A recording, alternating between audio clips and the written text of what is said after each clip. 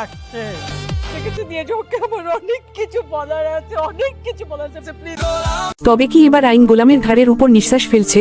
আপনাদের কি মনে হয় যে আসল চেহারাটা গোলাম এতদিন ধরে সমাজের আড়ালে লুকিয়ে রেখেছিল সেটা কি এবার পুরোপুরি উন্মোচিত হতে চলেছে? দুনিয়ার টাকার গোলাম নাটকটির গল্প এখন কোন দিকে মোড় নিতে যাচ্ছে? তাছাড়া গোলামের সামনে তো মহাবিপদ। গোলাম কি পারবে এই মহাবিপদ থেকে নিজেকে রক্ষা করতে? কি হতে যাচ্ছে দুনিয়া টাকার গোলাম নাটকটির পরবর্তী এপিসোডে? তাছাড়া দুনিয়া টাকার গোলাম নাটকটির পরবর্তী পর্বটি কবে কখন প্রকাশিত হবে সেই সম্পর্কেও জানতে পারবেন আজকের এই ছোট্ট ভিডিওতে, তাই ভিডিওটি শেষ পর্যন্ত কন্টিনিউ করুন। ভিউয়ার্স, গোলামের জীবনে শুরু হয়েছে ভয়ঙ্কর নতুন অধ্যায়। চারদিকে এখন শুধু টাকার গন্ধ আর বিশ্বাসঘাতকতার ছায়া। 2000 কোটির গোপন ব্যাংকিং কেলেঙ্কারির খবর ছড়িয়ে পড়তেই পুরো শহরে তৈরি হয়েছে তোলপাড়। গোলামের নাম এখন সবার মুখে মুখে। কেউ তাকে মাস্টারমাইন্ড বলছে, কেউ আবার বলছে সে বড় ষড়যন্ত্রের শিকার। কিন্তু সত্যটা এখনো অন্ধকারে লুকিয়ে আছে। পুলিশের বিশেষ টিম শুরু করেছে গোপন তদন্ত। প্রতিটি পদক্ষেপে গোলামের উপর নজর রাখা হচ্ছে। তার বাড়ির সামনে অচেনা গাড়ির আনাগোনা বেড়েছে। রাতের বেলায় রহস্যময় লোকজন দেখা যাচ্ছে। গোলাম বুঝতে পারছে সময় তার বিরুদ্ধে চলে যাচ্ছে, তবুও সে হার মানতে নারাজ। নিজের সব গোপন ডকুমেন্ট সরিয়ে ফেলতে শুরু করেছে। পুরনো ফোন ভেঙে ফেলছে, গুরুত্বপূর্ণ লোকদের সাথে গোপনে যোগাযোগ করছে। অন্যদিকে তার সবচাইতে কাছের বন্ধু রাশেদ আচমকা দূরে সরে যাচ্ছে। গোলামের মনে সন্দেহ তৈরি হচ্ছে। সে বুঝতে পারছে কেউ একজন ভেতর থেকে তাকে শেষ করার পরিকল্পনা করছে। পরিবারের মধ্যেও শুরু হয়েছে অশান্তি। মায়ের চোখে আতঙ্ক, ছোট ভাইয়ের মনে ক্ষোভ। সবাই জানতে চাইছে সত্যটা আসলে কি, কিন্তু গোলাম এখনো কাউকে পুরো সত্য বলছে না। এদিকে সাংবাদিক নাবিলা থেমে নেই। সে একের পর এক গোপন তথ্য বের করছে। ব্যাংকের কিছু কর্মচারীর সাথে দেখা করছে, পুরনো সিসিটিভি ফুটেজ জোগাড় করছে, রাত জেগে রিপোর্ট তৈরি করছে। তার বিশ্বাস গোলামের পেছনে আরো বড় কেউ রয়েছে। শহরের সাধারণ মানুষ এখন দুই ভাগে বিভক্ত। কেউ গোলামের পক্ষে কথা বলছে, কেউ আবার তার কঠিন শাস্তি চাচ্ছে। সোশ্যাল মিডিয়ায় চলছে তুমুল বিতর্ক। লাইভ ভিডিওতে লাখ লাখ মানুষ মন্তব্য করছে। সবাই জানতে চাইছে আসল অপরাধী কে। অন্যদিকে রহস্যময় এক ব্যক্তি ছায়ার আড়াল থেকে সবকিছু নিয়ন্ত্রণ করছে। তার পরিচয় এখনো অজানা। গোলামও বুঝতে পারছে না কে তাকে ফাঁদে ফেলছে। হঠাৎ গভীর রাতে গোলামের কাছে আসে একটি অচেনা ফোন কল। কাপা কণ্ঠে কেউ একজন বলে সব প্রমাণ পুলিশের হাতে চলে গেছে, সময় খুব কম। এই কথা শোনার পর গোলামের চোখে নেমে আসে ভয়। সে দ্রুত বাড়ি ছেড়ে বেরিয়ে যায়। অন্ধকার রাস্তায় শুরু হয় রহস্যময় যাত্রা। অন্যদিকে পুলিশও পৌঁছে যায় তার বাড়িতে, কিন্তু সেখানে গিয়ে তারা পায় ফাঁকা ঘর। টেবিলের উপর শুধু একটি চিঠি। সেই চিঠিতে লেখা ছিল খেলা এখনো শেষ হয়নি। তারপর থেকে গোলামের জীবন পুরো বদলে যায়। চারদিকে আতঙ্ক বেড়ে যায়। পুলিশের চাপ আরো কঠিন হয়। গোলাম আত্মগোপনে চলে যায়। শহরের মানুষ নতুন গুজব ছড়াতে থাকে। কেউ বলে গোলাম দেশ ছেড়ে পালিয়েছে, কেউ বলে সে এখনো শহরেই আছে। নাবিলা নতুন তথ্য খুঁজে পায়। ব্যাংকের ভেতরের একজন কর্মচারী গোপনে তার সাথে দেখা করে, গুরুত্বপূর্ণ কিছু ডকুমেন্ট তার হাতে তুলে দেয়। সেই ডকুমেন্ট দেখে নাবিলা হতবাক হয়ে যায়। সেখানে বড় বড় মানুষের নাম ছিল, ক্ষমতাবান কিছু ব্যক্তির জড়িত থাকার ইঙ্গিত মিলে। অন্যদিকে রাশেদ ভয় পেতে শুরু করে। সে বুঝতে পারে পরিস্থিতি নিয়ন্ত্রণের বাইরে চলে যাচ্ছে। গোলামের পুরনো শত্রুরা সক্রিয় হয়ে ওঠে। সবাই এখন নিজের স্বার্থ বাঁচাতে ব্যস্ত। গভীর রাতে গোলাম একটি পুরনো গুদামে পৌঁছে যায়। সেখানে আগে থেকেই অপেক্ষা করছিল রহস্যময় একজন মানুষ।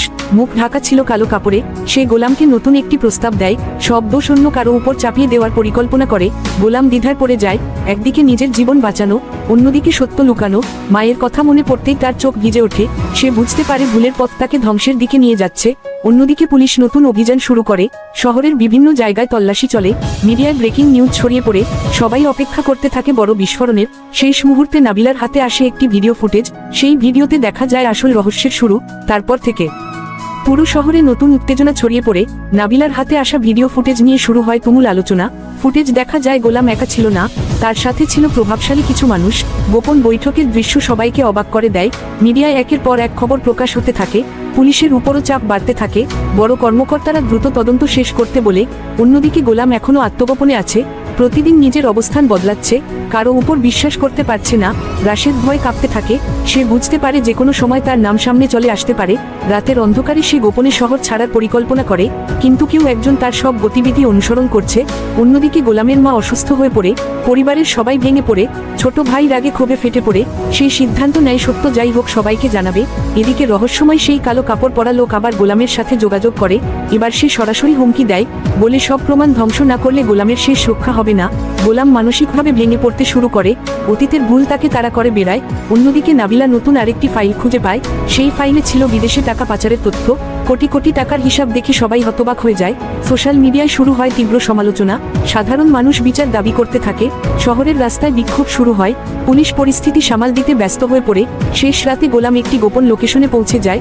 সেখানে গিয়ে সে এমন একজনকে দেখতে পায় যাকে মৃত মনে করা হয়েছিল।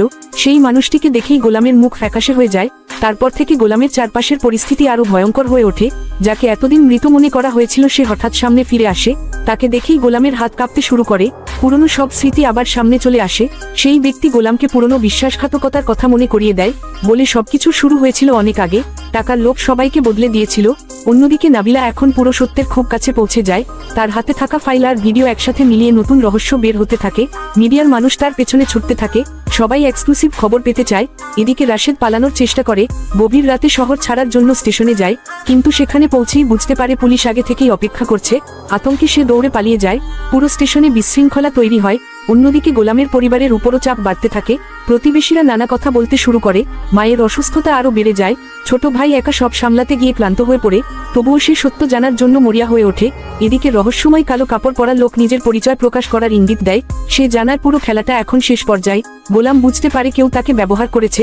সে এখন প্রতিশোধ নিতে চায়। রাতের অন্ধকারে গোপন মিটিং শুরু হয়। বড় বড় লোকদের নাম সামনে আসতে থাকে। বিদেশে পাচার হওয়া টাকার নতুন তথ্য ফাঁস হয়। শহরের মানুষ ক্ষোভে ফেটে পড়ে। রাস্তায় আন্দোলন আরো বড় হয়। পুলিশ বাধা দিতে গিয়ে বিপাকে পড়ে। পরিস্থিতি নিয়ন্ত্রণের বাইরে যেতে থাকে। শেষ মুহূর্তে নাবিলার ফোনে আসে একটি অডিও রেকর্ড। সেই রেকর্ড শুনে তার চোখ বিস্ময় বড় হয়ে যায়, কারণ সেখানে শোনা যায় আসল মাস্টারমাইন্ডের কণ্ঠ।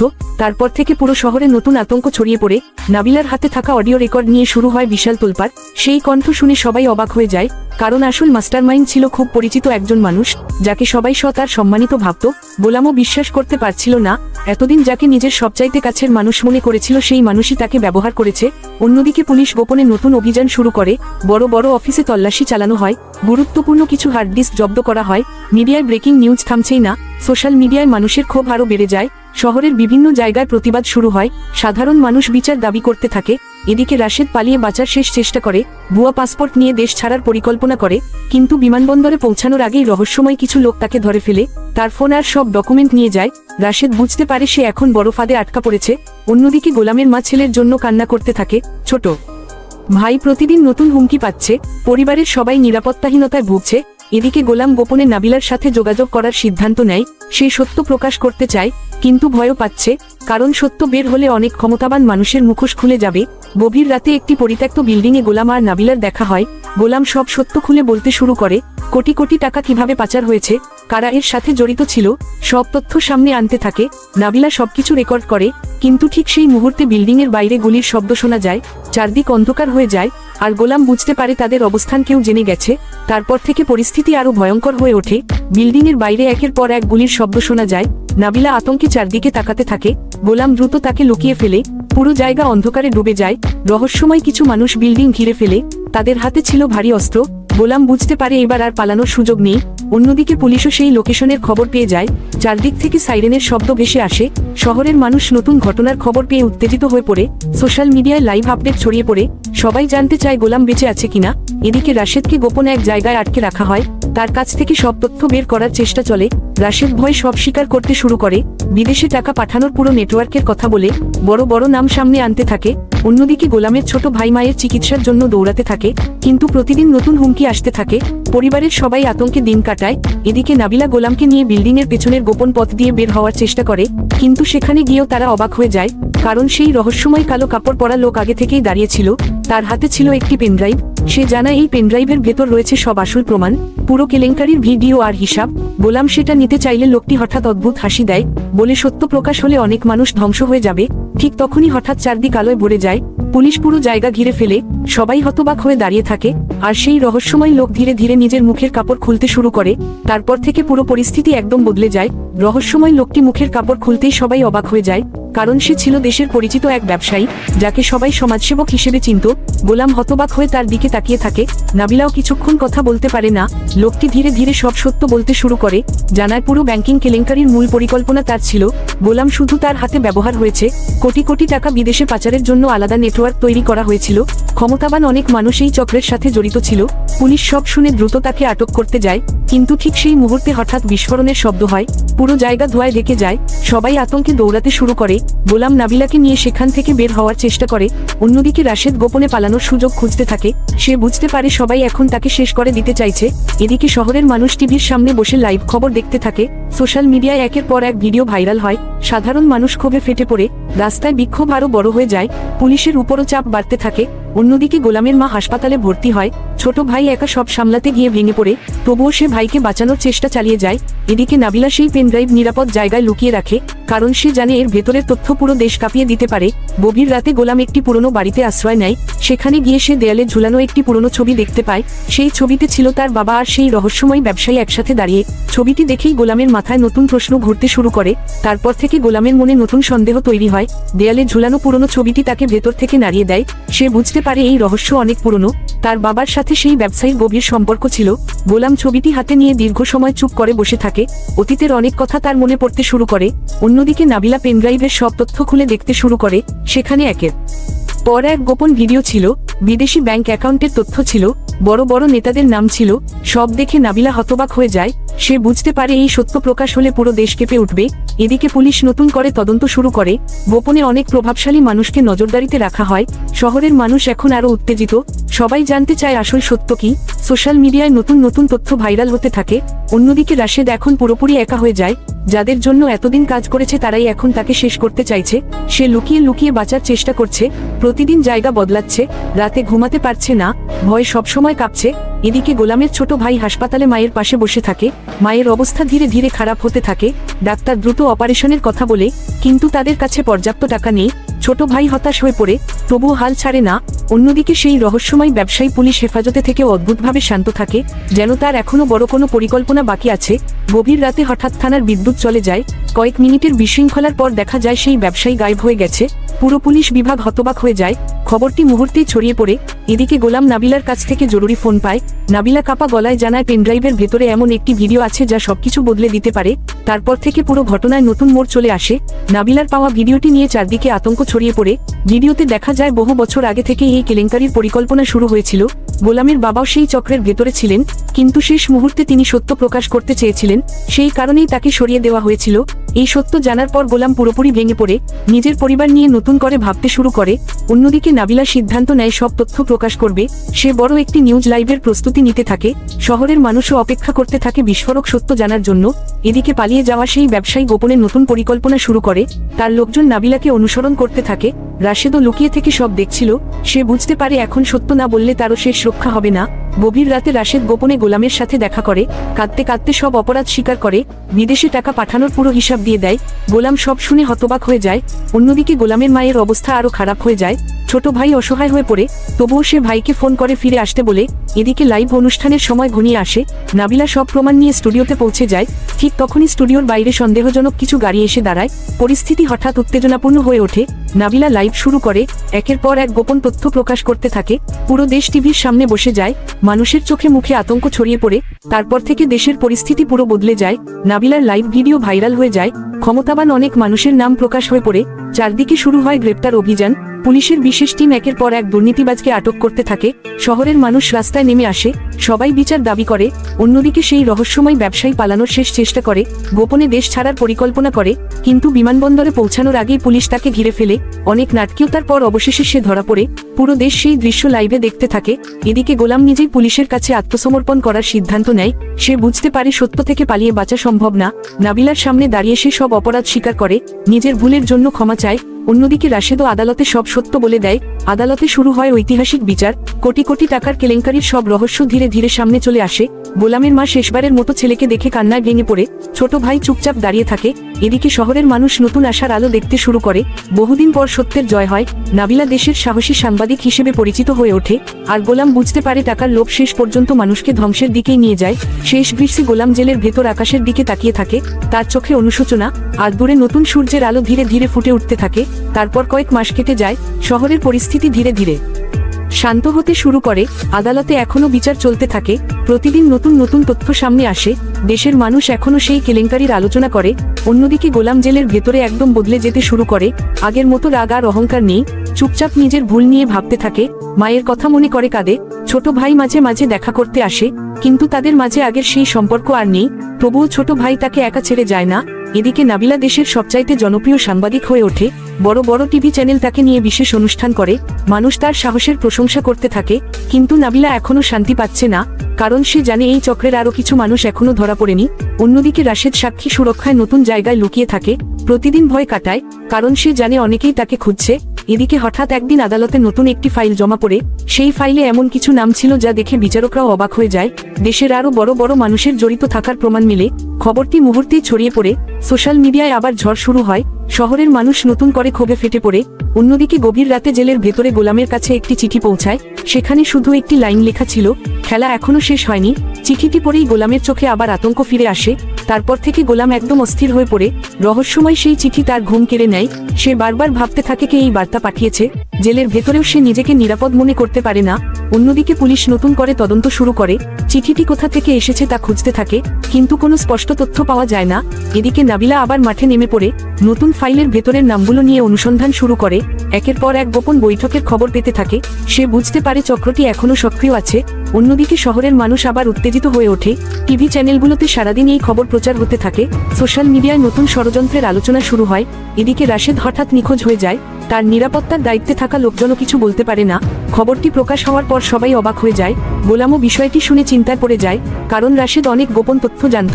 অন্যদিকে গভীর রাতে জেলের একজন পুরনো কয়েদি গোলামের কাছে আসে। চুপচাপ একটি ছবি তার হাতে দিয়ে চলে যায়। ছবিতে দেখা যায় নাবিলা বিপদের মধ্যে আছে। কয়েকজন অচেনা লোক তাকে অনুসরণ করছে। ছবির পেছনে লেখা ছিল, সত্য যত গভীরে যাবে, মৃত্যু তত কাছে আসবে। ছবিটি দেখেই গোলাম আতঙ্কিত হয়ে ওঠে। সে বুঝতে পারে সামনে আরো বড় ঝড় অপেক্ষা করছে। তারপর থেকে গোলাম ভেতর থেকে অস্থির হয়ে ওঠে। নাবিলার বিপদের কথা ভেবে তার চিন্তা বাড়তে থাকে। জেলের ভেতরে থেকেও সে কিছু করার চেষ্টা করে। অন্যদিকে নাবিলা বুঝতে পারে কেউ তাকে সারাক্ষণ অনুসরণ করছে। রাস্তায় বের হলেই অচেনা গাড়ি দেখা যায়, ফোনে অদ্ভুত শব্দ শোনা যায়, তবুও সে তদন্ত বন্ধ করে না।